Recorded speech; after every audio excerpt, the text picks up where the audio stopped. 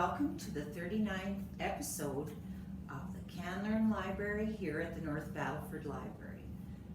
I'm going to attempt cooking again, so let's hope it turns out okay. Well, the month of February has been quite nasty, and up until then the winter was pretty decent, so now we must put up with a true winter. Anyways, what I wanted to say is that hot casseroles can warm us up, and I would like to share with you one from the Dieticians of Saskatchewan PDF for the 25 ingredients 50 meals. They call it a cabbage roll casserole, but I'm going to rename it for what I know it by. We always called it lazy cabbage roll casserole. And this recipe is ready in an hour and 40 minutes. And it serves 6 people. So here are the ingredients that you're going to need. These are the ingredients you're going to need. You're going to need about 1 pound of ground beef, half a cup of chopped onions, a 15-ounce can of tomato sauce, 1 cabbage chopped up, half a cup of uncooked rice. This is regular rice. I didn't go with minute rice because I figured this is going to be baking in the oven, so I thought we'll go with the longer cooking rice. We're going to need salt and pepper for taste, and we need 1 3/4 cups of beef broth. Now I'm going to cook mine in a 13 by 9 pan, and I'm going to just cover it with foil because it does need to be covered, but you could do it in a roaster. If you have a small roaster, that would work just as well. So let's make our lazy cabbage rolls.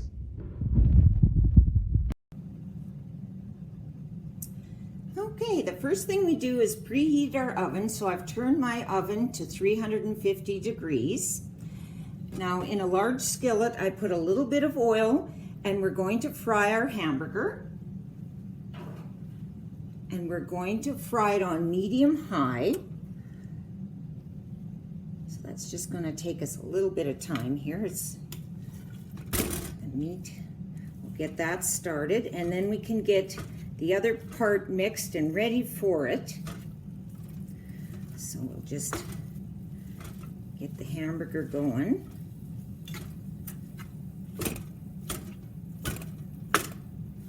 This has a chance to cook evenly, and there we go. So we've got our hamburger started.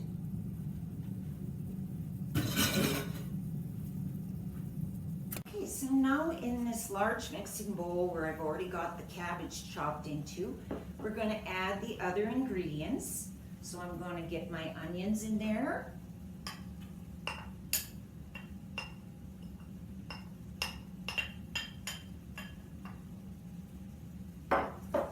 And our tomato sauce.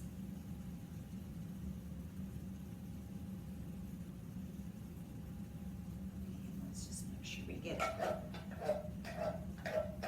I used to do this on the stove, but I found sometimes that I tended to burn it, but when it's in the oven it just seems better, and as long as you've got enough liquids, it will cook and not dry out. Okay, so we've got our spaghetti or tomato sauce. We're going to add our rice.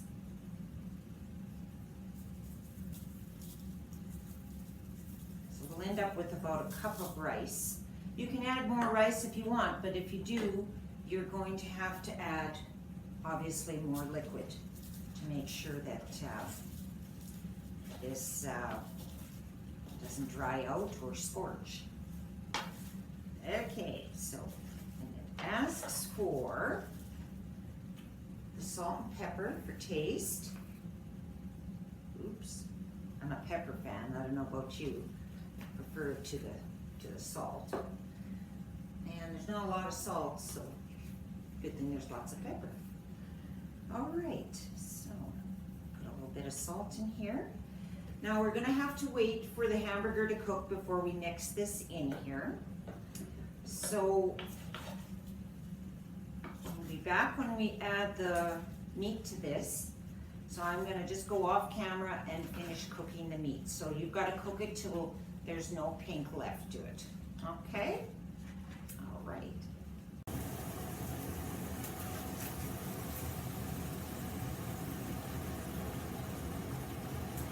Okay, so I've cooked my hamburger. I'm not sure if you can see. I made sure that there's no pink left. Okay, so now we're to mix. But I think what I might have to do is just put the hamburger straight into my 9x13 pan or your roaster, whatever you've got there. Just do that, and I think I better shut the fan off or I'm going to be talking over it. Okay. There we go. Okay, so we'll put the meat in there and we're going to mix the cabbage ingredients into here.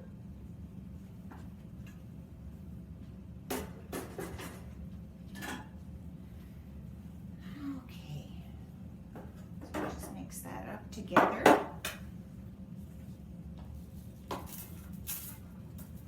Oops. Okay. Now your cabbage will cook down. This may look a little full start, but it does cook down. It's amazing how much it goes down. So using the whole cabbage was necessary, just so you have enough cabbage. All right, so we've got that here. Okay, now just try to mix this up a little bit. Then we're going to add our beef broth, and when it's ready to go into the oven, I'm going to put foil over the top and cook it for an hour covered, and then I'm going to take it out of the oven after an hour, stir it up, recover it, and bake for another 30 minutes, just so that everything is nice and soft. Maybe you'll cut your cabbage finer than myself. I just really like bigger pieces when I have something to eat. Yeah, so I'm gonna just pour my beef broth, because your tomato and your broth is what gives the liquid, and that's why covering it will keep it from drying out. And then we'll have a stir in an hour and see what's happening.